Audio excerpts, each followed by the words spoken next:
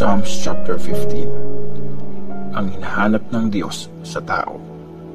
Kanta ni David. Lord, sinong pwedeng pumasok sa temple mo? Sinong pwedeng magstay sa banal mong bundok?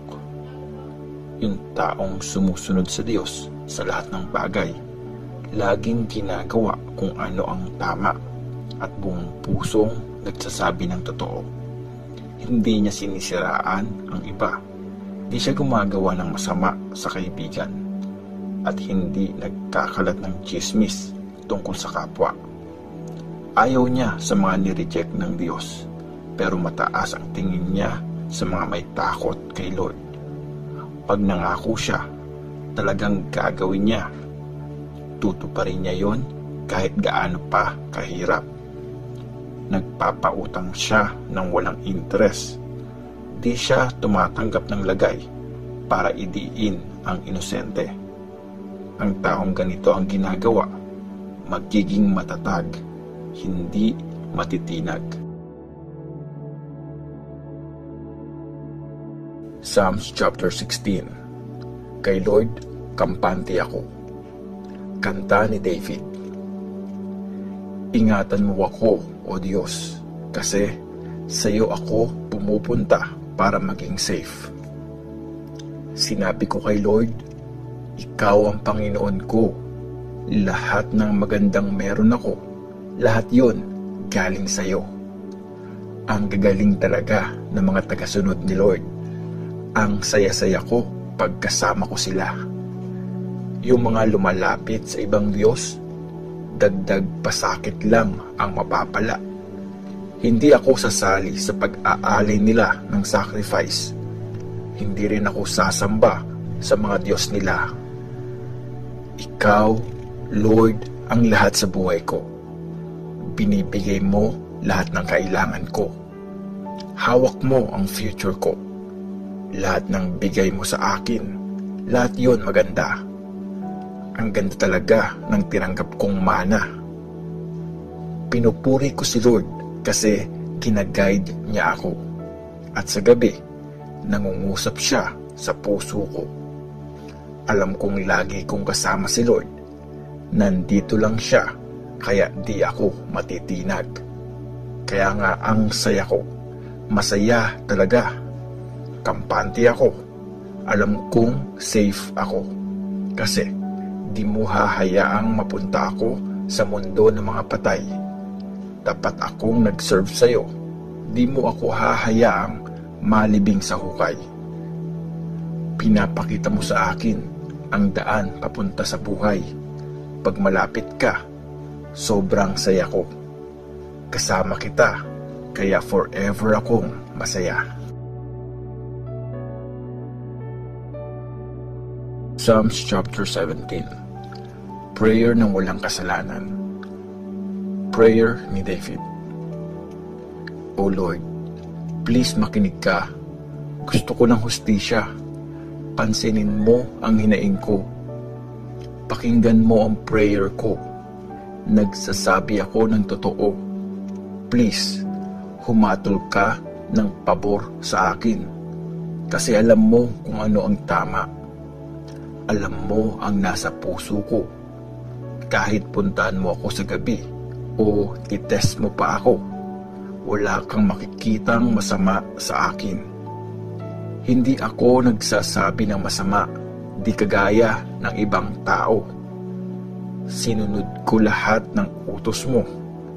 Di ako gumaya sa mga taong marahas. Lagi kong sinusunod ang tinuro mong daan. Hindi ako lumihis ng landas kahit kailan. O Diyos, sa'yo ako nagpe-pray kasi alam kong sasagot ka. Sige na, pakinggan mo ang sinasabi ko. Ipakita mo ang wagas mong pagmamahal sa nakaka-amaze na paraan. Ikaw ang Savior ng mga gustong maging safe sa mga kalaban. Ingatan mo akong mabuti na parang favorite mong anak. Itago mo ako sa lilim ng iyong mga pakpak. I-protect mo ako sa paglilusob ng masasama. Nakapaligid sa akin ang malulupit kong kaaway. Wala silang awa, ang yayabang magsalita. Lagi nila akong sinusundan. Nandiyan na sila sa paligid, naghihintay ng chance na ibagsak ako sa lupa. Para silang mga layon, gusto nila akong lapain. Parang batang layon, nagtatago at nag-aabang. O Lord, kumilos ka, harapin mo ang mga kaaway ko, talunin mo na, iligtas mo ako sa masasama, gamitin mo ang iyong espada, isave mo ako, Lord, gamit ang lakas mo. Sa mga taong material na bagay lang ang gusto sa mundo, sige, busugin mo sila ng hinanda mong parusa. Sana sobra pa ang matanggap ng mga anak nila. Hanggang sa mga apo nila, meron pang matira. Pero ako, makikita kita Lord, wala akong kasalanan. Paggising ko, masaya ako kasi kasama kita. Psalms chapter 18. Victory Song ni David. Kinompose ni David na servant ni Lord para kantahin ng song leader. Kinanta ito ni David nung niligtas siya ni Lord sa mga kaaway niya at kay Saul. I love you Lord, ikaw ang lakas ko. Pinagtatanggol ako ni Lord, siya ang matibay kong depensa at tagapagligtas. Siya ang aking Diyos, tagapagtanggol ko at takbuhan. Siya ang aking shield, ang nagliligtas sa akin. Talagang safe ako sa Kanya. Nagpe-pray ako kay Lord at nililigtas niya ako sa mga kaaway ko. Praise the Lord. Ginapos ako ng lubid ng kamatayan. Nilamon ako ng mga alon ng kapahamakan. Nakapulupot sa akin ang tali ng libingan. Nakaabang na sa akin ang trap ng kamatayan. Nung nahirapan ako, tumawag ako kay Lord. Humingi ako ng tulong sa aking Diyos. Mula sa temple niya, narinig niya ang boses ko. Pinakinggan niya ang iyak ko. At sa galit ng Diyos, nagka-earthquake, lumindol. Naginig at gumalaw ang pundasyon ng mga bundok. Lumabas ang usok sa kanyang ilong. Mula sa bibig niya, mga baga at apoy. Pinunit niya ang langit at siya ay bumaba. Nakatungtong siya sa maitim na ulap. Lumipad siyang sakay ng isang kerubim. Mabilis ang lipad niya, sabay sa ihip ng hangin. Pinang-cover niya sa sarili ang dilim. Nasa ilalim siya ng mga ulap na makapal at puno ng tubig. Gumuhit ang kidlat sa harap niya at lumabas sa mga ulap ang mga yelo at nag-aapoy na baga. Nagsalita si Lord, parang kulog sa langit. Narinig ang boses ng pinakamataas sa lahat, kasabay ng pag-ulan ng yelo at apoy. Tinira niya ang mga pana niya at nagkagulo ang mga kaaway. Nagpaulan siya ng mga kidlat para lituhin sila. Nung nagalit ka, Lord, nung umusok ka sa galit, na-expose yung ilalim ng dagat, kitang-kita pati yung pinakailalim ng mundo. Mula sa langit, inabot niya ako at kinuha. Inahon niya ako sa malalim na tubig. Niligtas niya ako sa mga powerful kong kalaban at sa mga matindi ang galit sa akin. Sobrang lakas nila. Di ko sila kaya. Nung nahihirapan ako, saka sila sumugod. Pero si Lord ang umalalay sa akin. Dinala niya ako sa safe na lugar. Niligtas niya ako kasi natutuwa siya sa akin. Nire-rewardan ako ni Lord kasi matuwid ang ginagawa ko. Malinis ang buhay ko kaya pinibless niya ako. Sinunod ko ang mga gusto ni Lord. Hindi ako naging masama. Di ko tinalikuran ang aking Diyos.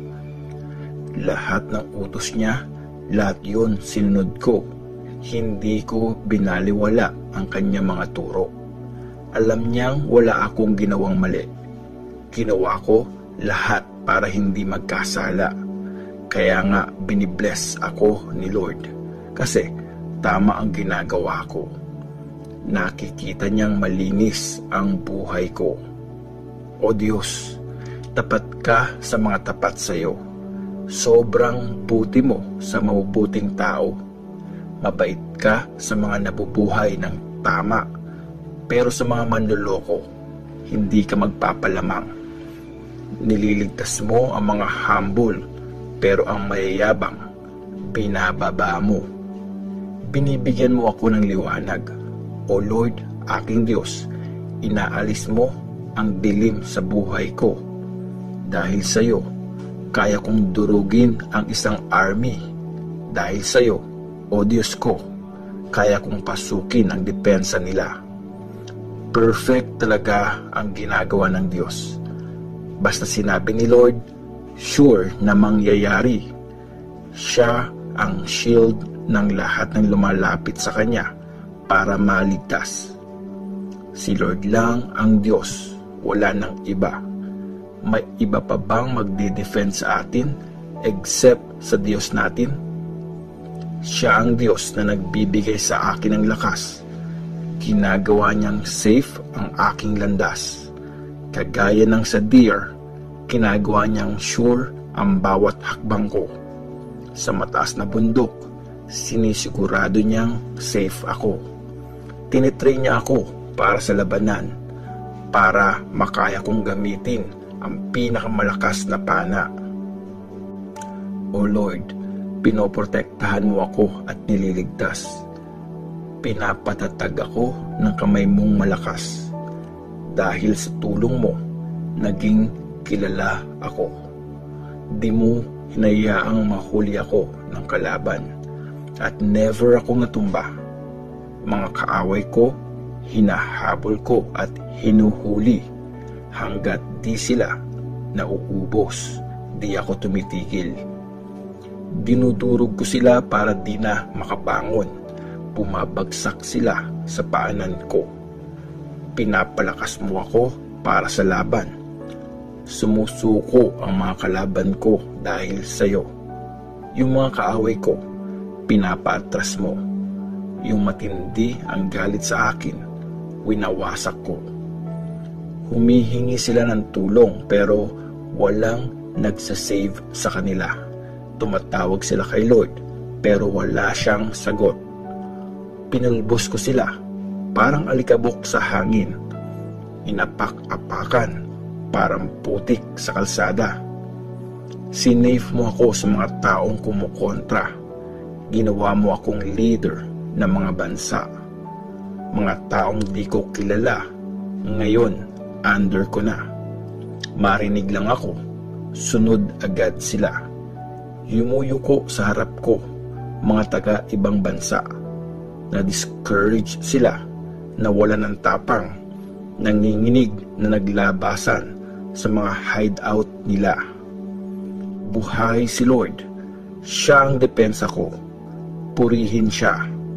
Mabuhay ang Diyos, siya ang nagliligtas sa akin. Siya ang Diyos na gumaganti para sa akin.